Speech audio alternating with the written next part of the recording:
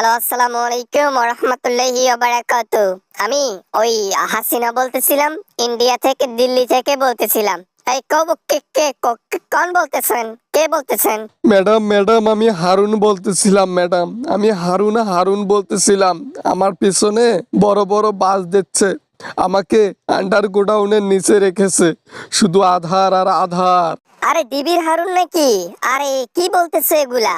এতদিন তুমি নিজেই মানুষকে আধার ঘরে রাখছিলা, এখন তোমাকেই মানুষ আধার ঘরে রেখেছে। আরে চিন্তা করো না, চিন্তা করো না, ক্ষমতা আইলে বের করব। ম্যাডাম কবে ক্ষমতা আসবে? ম্যাডাম কবে ক্ষমতা আসবে? আমার মনে হয় না আওয়ামী লীগেরও ক্ষমতায় আসবে। ম্যাডাম আমাকে আধার ঘরে নিয়ে গিয়ে শুধু টর্চার করতেছে ম্যাডাম।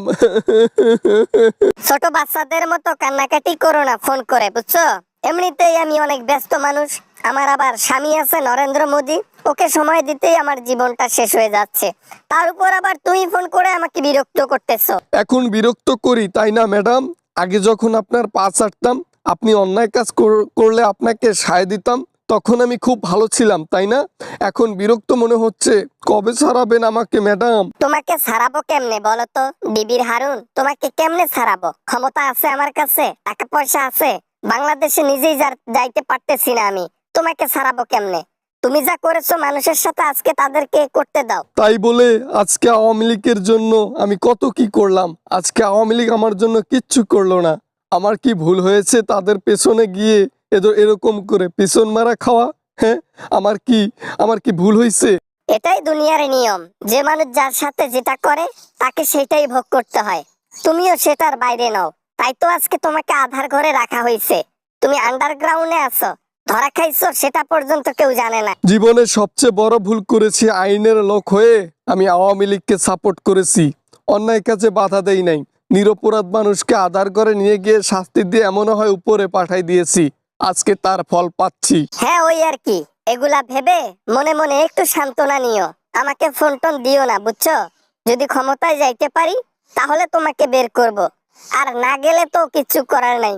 নিজের জীবন ধরে পাই না আবার মানুষ। শেষমেশ এই কথাটাই বলতে পারলেন? কোথায় একটু সান্ত্বনা দিবেন?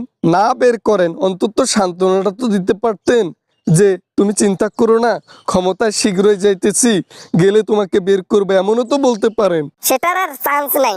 বাংলাদেশের মধ্যে গেলে আমাকে আগে লটকাবে, স্মৃতিসৌধের মধ্যে বাঁশ দিয়ে, পিছনে বাঁশ দিয়ে একবার দাঁড় করায় রাখবে, সেটা আমি ভালো করে জানি।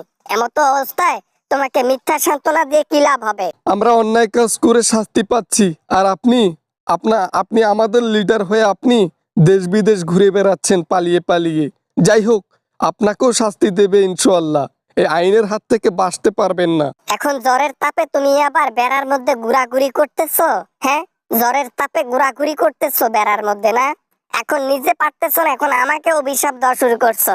হ্যাঁ, ফোন রাখো তুমি। ফোন তো রেখে দেব, মনে রাখবেন অন্যায় কাজ আপনিও করেছেন, আর আমরা আপনার এই চাঙ্কু পাঙ্কু হয়ে শাস্তি পাচ্ছি। ক্ষমতা হস্তান্তর হলে সবার আগে আপনাকে জেলখানায় আনবে, তারপর গরম গরম ডিম দেবে পেছন দিয়ে। বোঝেন নাই? যা অন্যায় করেছেন তারা কখনো মাপ পাবেন না আপনি।